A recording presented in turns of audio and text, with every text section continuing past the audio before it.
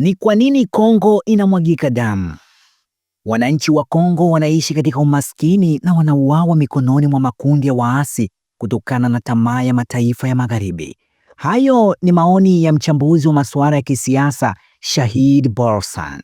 Anabainisha kuwa Kongo ni hazina ya madini yote yanayoendesha ulimwengu wa kisasa, ikiwa na akiba ya 70% ya cobalt duniani. Kwa mfano, watengenezaji wa simu za mkononi na magari ya umeme wanapendelea sana kupata faida kubwa kwa kununua madini kwa bei rahisi kutoka kwa minyororo ya ugavi iliyochafuliwa na migogoro, badala ya kuondoa motisha kwa wanamgambo kama M23 wanaoendelea kuua ili kudhibiti migodi yenye faida kubwa zaidi nchini Kongo. Wakati huo huo, watumiaji wa vifaa vya kielektroniki wanaopendelea bei nafuu sana badala ya kushinikiza serikali kuwajibisha makampuni makubwa yasafishe shughuli zao. Hili si tu suala la tamaa ya makampuni, bali ni vita ya kiuchumi vya kikoloni mamboleo vinavyonufaisha si tu mashirika ya Magharibi, bali pia washirika wao wa kieneo. Tangu Januari 2025, M23 wameiteka miji miwili mikubwa yenye madini mashariki mwa Kongo, Goma na Bukavu. Takribani watu 3000 waliuawa Goma, huku wengine 700,000 wakifurushwa makwao. Kwa miaka mingi, kundi hili la waasi limekuwa wakala wa maslahi ya kibiashara ya Rwanda